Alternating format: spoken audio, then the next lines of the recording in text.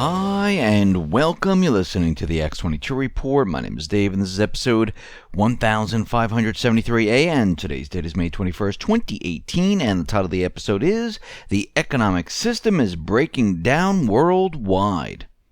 Let's get into the economic collapse financial news. Now, we've been talking about cryptocurrency, the blockchain, for quite a while, and we can see that the central bankers, the Fed, the IMF, all the central banking institutions, they're not really into this crypto market, the blockchain, because basically it overrides their system. And they know this. This is why they've been demonizing it. This is why they've been pushing it out there, saying that, terrorists use it, and this is all debunked.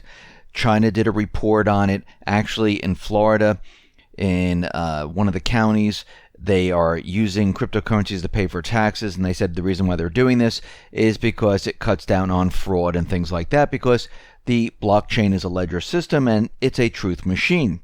And we see that there are many companies out there that are moving towards blockchain technology, and they're going to be accepting cryptocurrencies. PayPal said they will certainly support cryptocurrencies. They're waiting for the volatility to cease, and they're waiting for it to be stabilized. And eventually what's going to happen is that this will happen. The only reason it's volatile right now is because what the central banks and what certain individuals are doing, where they're dumping a huge amount of cryptocurrencies. Eventually what's going to happen is that this will all be stabilized. And we can see that there are many companies out there that are moving towards this technology. Square Cash, for instance, this is, and many people heard of this, it's a mobile payment app, and they are supporting Bitcoin. They started at the end of 2017. And what's very interesting is that they're saying it's growing faster than PayPal's Venmo mobile payment service. And we know the CEO of Twitter, Jack Dorsey, he expressed his optimism toward cryptocurrency adoption on a global scale, saying the Consensus 2018 conference, well, they hope that Bitcoin will become the web's native currency. And we see right now that the Square Cash app is now open for Bitcoin. It's trading in most states, and a lot of people are using it. What does this tell you? It tells you that the industry is moving towards cryptocurrency. They're moving towards the blockchain. Everything is already set up for this. It's exactly what you do today. You have an address, which is really your bank account. You have a secret address number, which you don't show anyone. Oh, it's almost like your PIN number for the ATM machine. Or to go into the bank and they ask what your PIN number is, so you can access your account. That's the same thing. You don't give that out. You will not give out the secret key. And all people need to do is use your public key, your account number, to send you money. And to send other people money, you do the same thing. What's your account number? You go into the application, into your wallet, you hit send, you put in their address, which is their account number, and you send it to them. It's that simple. And you receive it. And guess what? You don't need a bank. You don't need a bank. You don't need any type of transaction through a centralized system. You don't need any of it. Same thing with getting paid. It can come right to your wallet. You don't have to wait for all the processing and the bank to process, and they only process at 5 o'clock. You get it 24 hours, 7 days a week, no matter what. And there are companies out there that are working on transactions, and they are lightning fast. I mean, it's so much faster than it is right now, and it's pretty darn fast right now. But it's going to blow everything out of the water.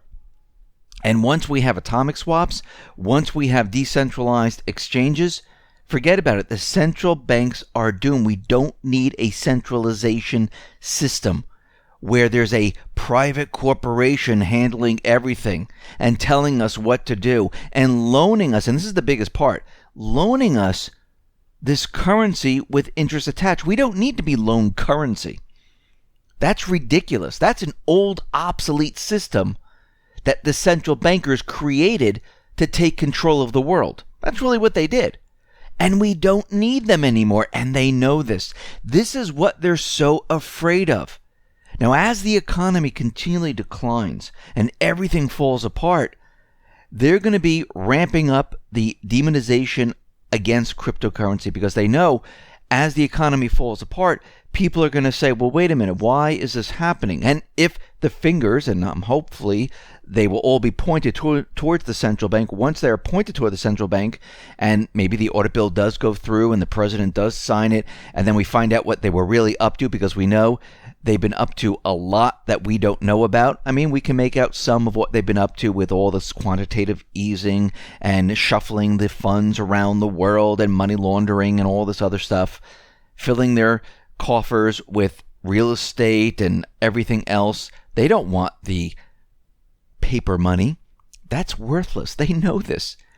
What they do is they put countries into debt, and they come in, all the investors, and they buy all this up for pennies on the dollar, and they get hard assets.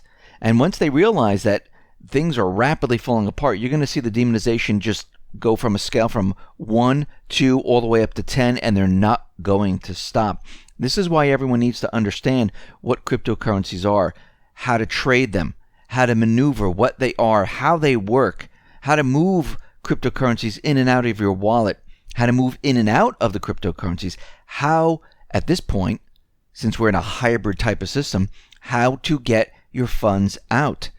And maybe not take them in US dollars, maybe have them moved into gold. That is a possibility now.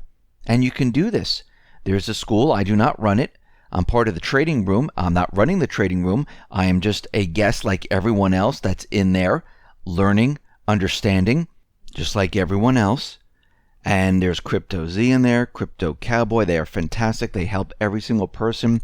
Everyone gets along. Everyone tries to help each other.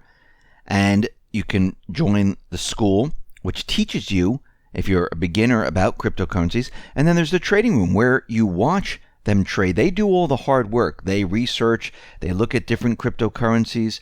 They look at different coins, I should say. And they tell you this is what they're doing. Now, you can follow along. You don't have to follow along. But you see that there are people who are following along. I follow along. I listen to what they're saying. And you make these trades. And you can make money from this. You can take your $100 or $300 worth of coins, maybe it's Bitcoin, maybe it's Dash, maybe it's something else, and turn it into something much, much larger. And this will benefit you in the long run. And all you need to do is go to X22reportschool.com. It will bring you right there. If you have any questions, you can ask them. You can ask anything you want. They'll answer it for you. And again, all you have to do is go to X22reportschool.com. The link is at the bottom of the video on YouTube, or you can come to the X22 Report site, and the link's on the website. Now, if you're doing fine on your own and you just want to hold and you just don't want to do any of this, then hey, just do what you're doing. It's not really a big deal. This is just an opportunity to learn more and maybe make some money on top of this and understand how the whole thing works. Now, we can see around the world, retail sales, they are declining right now. And we talked about the UK, how retail sales have declined. We talked about Australia. We talked about Canada. We also talked about the housing bubble in Canada, the housing bubble in Australia. And in the United States, we understand that retail has a major problem. The housing bubble is popping. Rates are rising. And out in New Zealand, they're having the same exact problem. The retail sector fell by 0.4% compared with May when adjusted for seasonal effects, according to New Zealand Statistics Center for Data. And the core retail transactions, which exclude the automotive sector, mainly fuel sales, the monthly decline was 1.2%, and sales were just 1% up on June last year. That's a very weak reading in the context of the population growth and price increases. And this is going to continually decline. We're seeing this all over the place, not just in the U.S. We're seeing cracks everywhere. The economy is starting to break down. And we see at this time there is really no time left, because this is going to accelerate. As the Fed, if they raise it once more, the interest rates, we're going to see things break down even further. The housing bubble in Canada, in the United States, in Australia, out throughout Europe. We see Italy is having major problems. All of it is just one gigantic mess, and the debt continually rises. And if interest rates continually rise, we will not be able to maintain this debt level. That is a fact. And Trump, the patriots know this. The central bankers know this. The central bankers have been planning this for a very long time. They knew that the United States would no longer be an economic powerhouse. They knew a long time ago that their system would only last 45 years. And they knew eventually what they would have to do is move everything out of the United States. And they did it over the many years. And you heard it all over the corporate media and people complaining about it for many years, that manufacturing is being moved offshore. Jobs are being moved out into different locations. China is building up. Korea is building up. And all the manufacturing moved into these areas where people were getting paid a very little amount. Now, going back in time, that was the U.S. We were a manufacturing powerhouse. Now, today, we lost all of it. Because the central bankers, they knew eventually the United States would no longer be the reserve currency of the world, and they needed to move everything out of the country and make the country into a service country, into a country that really doesn't produce that much.